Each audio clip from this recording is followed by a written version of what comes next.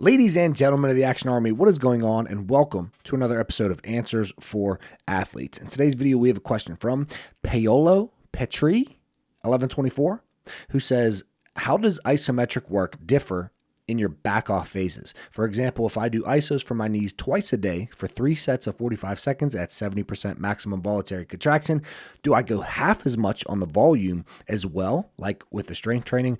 Or are knee isos for tendon health more like a constant throughout all of the phases of training, whether it's high volume, strength, speed, etc., deloads, back-off phases, all of that? This is a great question, and I have a great answer for you. But before I give you that answer, make sure that you like this video, subscribe to the channel, and leave your question down below if you want me to answer your question in a video just like this. And there's a link down below in the pinned comment and the description of this video with access to my advanced training programs. If you would like to take the guesswork out of all of your training, and you would like me, a professional strength coach, to program your sets, your reps, your exercises, your regressions and progressions, your phases, your periodization, all of that so that you jump as high as you possibly can, then click that link and get my vertical jump training programs or my customized vertical jump coaching. But let's get into it. So to set the record, just for anybody who hasn't heard me yap about this in a previous video, the way that I set up my phases is I will do a 4 to 6 week building phase, and then a 1 week deload, and then a 4 week back off phase, and then 4 to 6 week strength phase, 1 week deload, 4 week back off, 4 to 6 week power phase, 1 week deload, 4 week back off, 4 to 6 week elasticity phase or speed phase, 1 week deload, 4 week back off. So what is a back off phase? A volume phase is high intensity and high volume. So more sets, more reps, more exercises, more volume in general. A back off phase is about cutting the volume in half of the volume phase. So we're doing about 50% of the sets, the reps, the exercises, 40 to 60%, I guess you could say, but everything is super high intensity. So we're squatting as heavy as possible, or for power, moving the bar as fast as possible, or jumping as high as possible, or sprinting as fast as possible. Like everything is super high intensity, but it's about half of the volume as a volume phase. And the question today is, what about your isos? Are they a constant? Do your isos just stay the same? Which, if you haven't seen me talk about that before, what I like to do is 3 to 5 sets of 45 seconds to 2-minute isometrics. And what I normally do in my volume phases, especially because they do differ for me, is I will do 3 sets of 2 minutes of isometrics. And this is normally a single leg knee extension hold, or if you really want to rip your hair out, you could do 2 minutes of a Spanish squat or a lunge hold. Those are going to be very brutal for you. Try it if you haven't. And then the next day, well, actually, let me just say this. I've done all the isos in my life.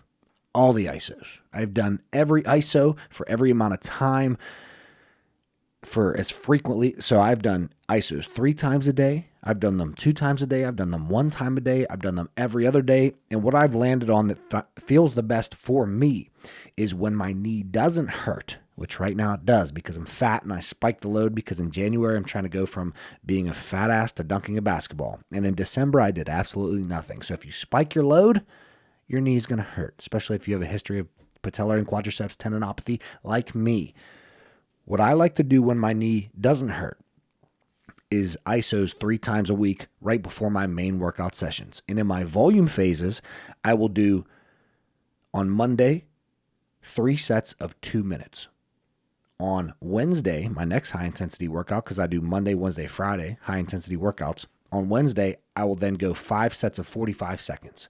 And then Friday, 3 sets of 2 minutes. Then next Monday, 5 sets of 45 seconds. And I like to flip-flop between 3 sets of 2 minutes and 5 sets of 45 seconds. In my volume phases, that is where I stay. When my knee does hurt, I do isos every single day until my knee feels better.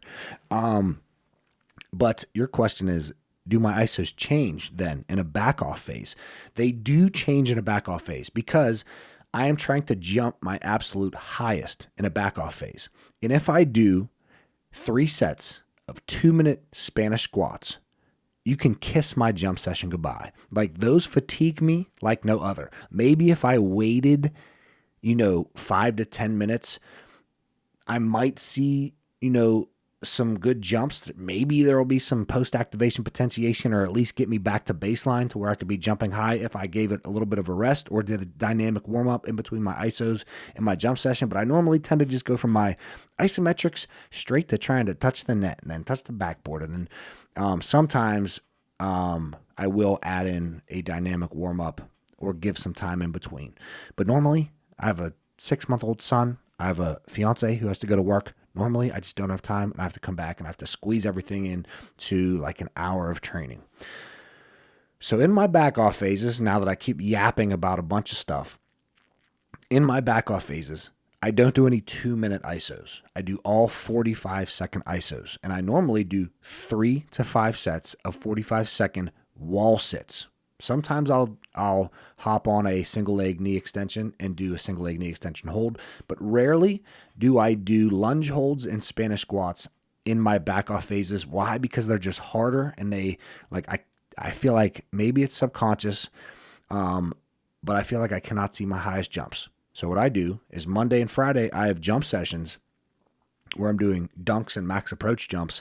I will do 3 sets of 45 seconds of a wall sit because I feel like that doesn't fatigue me at all. I can still get a little bit of my isos and then hit my jump sessions. So that is the answer. My isos do, actually there's another question that you asked, but if you do lighter isos like wall sits, it doesn't burn as much, right? Is that bad? Because I always felt that my knees feel best when my isos burn a lot in the quads, but at some point after some weeks, I also just feel fatigued and I don't feel like pushing my isos. So yeah, so everybody's going to feel different with isos. Some people, based on your activity level, the sport that you play, some people are going to feel better with isos 3 times a day, like Isaiah Rivera, John Evans. They religiously hit isos 3 times a day. Some people like it 2 times a day. Some people like it once a day, every day. Some people like it every other day. Some people don't do isos at all. Like I have athletes that I train who have never had knee pain in their life.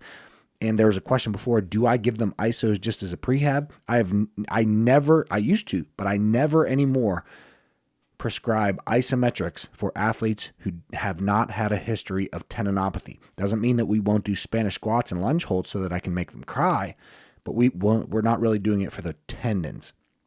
So yes, if you do lighter isos, they're not going to burn as much. Whenever you do tougher isos, you're going to see that burn in the quads, and that is going to be better for your knees because you want that 70% maximum voluntary contraction, which if you don't know what that means, just understand that your isos have to be somewhat hard. Like they have to be difficult. By the end of that 45 seconds, like your legs should be shaking a little bit. You should really feel a quad burn. You can't just do light isos and see as much benefit in your tendons. So that is my answer. Yes, my isos definitely differ between my back off phases and my volume phases. In my volume phases, I am actively trying to destroy myself, admittedly. And then in my back off phases, I am like the Sour Patch Kid who was sour. Now he's sweet. And all you get to do is you get to dunk and sprint. And it's really fun. And you get to squat and you see all your results go up and you see a bunch of PRs and you love yourself. So yeah, that's my answer. Like this video if you like it, subscribe to the channel, leave your question down below if you want me to answer your question in a video just like this, and click that link in the pinned comment or the description of this video. We got Beyond the Rim 1, 2, and 3, Beyond the Rim Strong and Bouncy, Beyond the Rim Project Plyo, the Vertical Jump Secret System, upper body programs, knee programs. We got everything that you need to become as athletic as possible. But I'll see you in tomorrow's video. Love you all. Peace.